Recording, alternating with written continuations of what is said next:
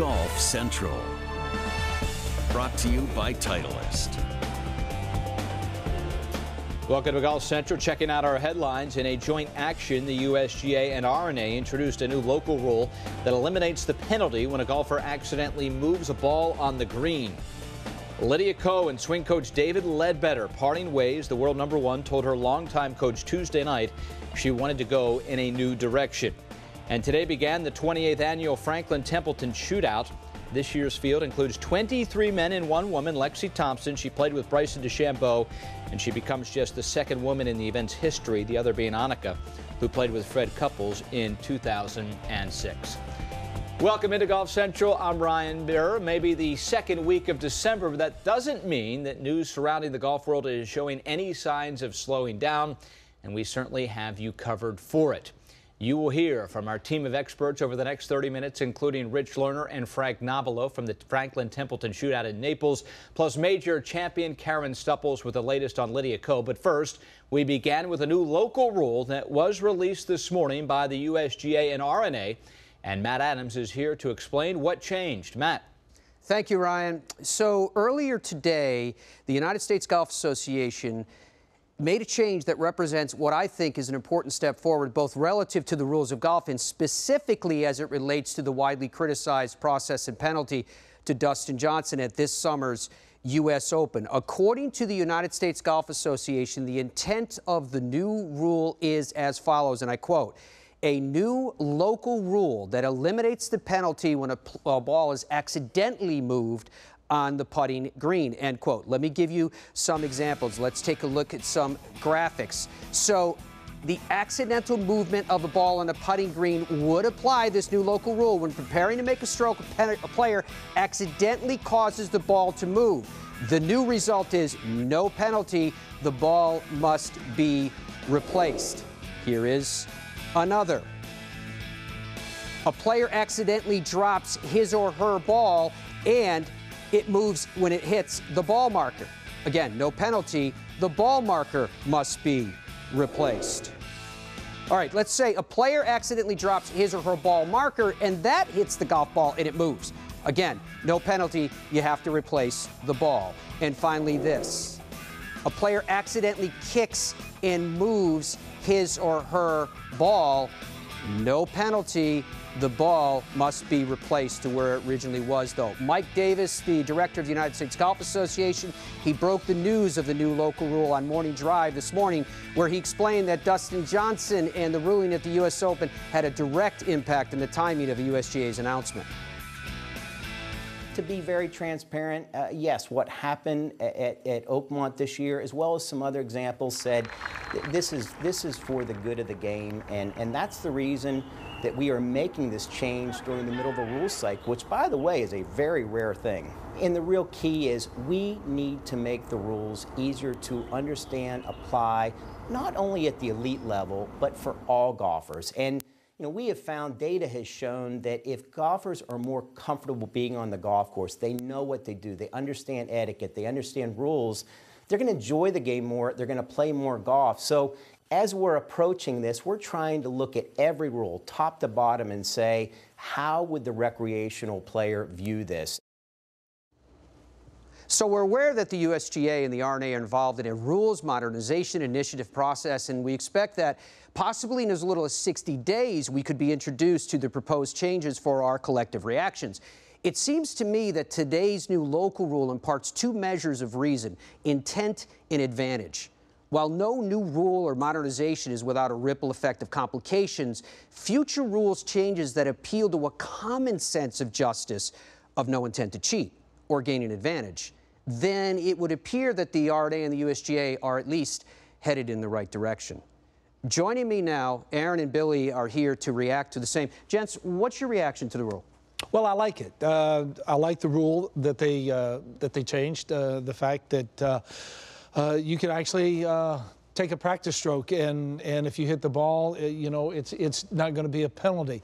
I don't agree with it, but I think for the everyday golfer going forward, I like it. We may reference back to that again. Aaron, what do you think? Yeah, you know, I think that finally the common sense of the USGA, I think that they've taken modern agronomy into consideration here. And I think that's the biggest factor involved in all this, is that modern agronomy has created kind of a problem for the USGA. And the USGA is finally caught up with its own rules with modern agronomy. You know, they're shaving these greens down to hardly anything nowadays. And it's very easy for the ball to move, and yet we don't know exactly how the ball moved in certain circumstances. DJ obviously being the reason maybe for this change. You know, back in the day, Billy, we used to say that it was about 35 miles per hour before a ball would start to oscillate or start to move. Given the speed of greens nowadays, what do you think that it is with the wind speed? I mean, Billy, at Augusta National, you would need a puff, depending on where the ball is at, in my opinion. Well, we saw it at Oakmont. I mean, literally, you were just on just a slight incline, and with that, the ball moved. And I certainly don't think that Dustin Johnson made this ball move. No, he definitely did not. And when I got home off the plane, I did not see this live. I was in the air flying home when this happened, so I got to watch it on tape and watch it over and over and over again. And in my estimation, that rules official right there who was walking with him got it right. Used common sense. No, DJ didn't cause the ball to move because the greens are rolling at 14. He's putting on the hood of a Volkswagen, and that's that. And that's that. All right, here's Davis Love III. Billy, just what you were talking about. Right. This is a practice stroke. And, you know, the putter was so close. We saw Dustin Johnson with the putter very close. But I'm not in agreement with this change in the rule. I think you have to be a little more responsible, know where you are on the green, and if you strike the golf ball, it's a stroke. 2010, Ian Poulter actually dropped his ball on the marker, Aaron, and it flipped it over. Yes, he accidentally, he was playing with his golf ball, and basically he dropped it, and it did something like that, where the ball flipped, the marker flipped up, changed positions. With today's ruling, with today's new rule change, that would no longer be a penalty. Back then, it was a penalty on Ian Poulter. I think when you accidentally do it, I agree with this rule change. This is a good rule change for everybody involved. This new local rule will take effect on January 1st, 2017. Oh, my goodness.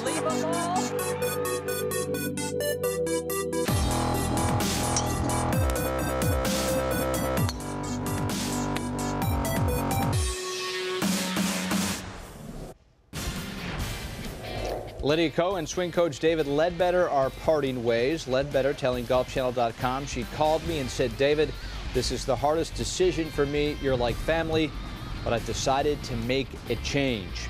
We compare the last couple seasons for world #1 Lydia Ko, and certainly there is a difference as she's greens in regulation down almost 7%. Statement from David Ledbetter: this turnover is all part of the coaching business. We as a team want to thank Lydia for the privilege of helping her develop her game the past 3 years. Lydia is not only an exceptional player, but also an exceptional person. We are proud of the part we've played in supporting her success. We wish Lydia the very best for the future and know that going forward, if she is able to withstand the many outside pressures associated with being #1 in the world, and if her team can keep her expectations realistic, then she can go on to even bigger and better things. We are joined now by past major champion Karen Stupples. And Karen, big news for sure in the golf business. Surprised at all by Lydia's decision? I am, really, to be honest with you. When you look at how many tournaments she won 12 tournaments under David's lead and 2 majors in that span as well. So she's performed really well. And even in the first half of this year, she played really well as well.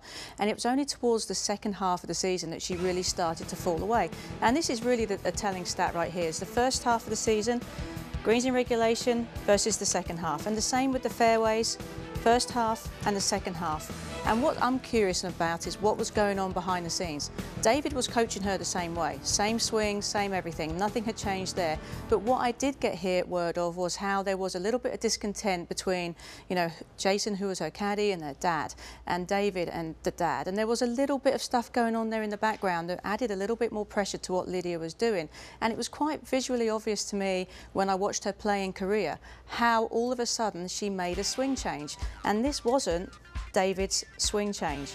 On the left in June at the KPMG Women's Championship, and here we are in October, in Korea at the Hana Bank. And you can see immediately in June, she takes the club back quickly on the inside, and in October, all of a sudden, the club is now working on the outside. As the club then starts to move up a little bit from this position, you'll see how it steepens very quickly on the left, to all of a sudden now in October, she's rotating the left forearm a little bit, making the club in a much more conventional looking position there as it's going through her right shoulder. And then as she completes her backswing to the top, in June, it's very much across the line, and in October, it's in a much better position. That being said, when she comes down to the ball in June, she's able to find it repetitively. She hits the middle of the club face, she hits the ball solidly, doesn't make too many mistakes, and is pretty consistent. In October, when I watched her play in Korea, she was all over the golf course. She didn't know whether it was going right, didn't know whether it was going left. So my theory is that something happened while she was in Asia. She started to make a swing change. On her own, do you think? See, that I don't know. I mean, I know that there was somebody there that influenced her to make a swing change that wasn't under the Ledbetter camp. So what's happened now is that she's struggling to find that form. She comes back to the CME Globe, Ledbetter's out there coaching her, and he's kind of a bit shocked. So it really was a bit of a surprise in that she would move away from him. But when you saw her in Korea making those moves, I knew the writing was on the wall for her. Interesting. And you would expect a more conventional swing with the new instructor? Absolutely. Looking at what she started to do in Korea, absolutely. A swing that's much more on plane. Okay, we will see with Lydia Ko, #1 player in the world, just 19 years of age. A lot of pressures on and off the golf course for sure. Karen Stupples, we appreciate your time as always. Still to come, Bryson DeChambeau, one of the youngest players on the PGA Tour, but that hasn't prevented the former USM and NCAA champion from going old school on the greens. DeChambeau putting side saddle. That story next.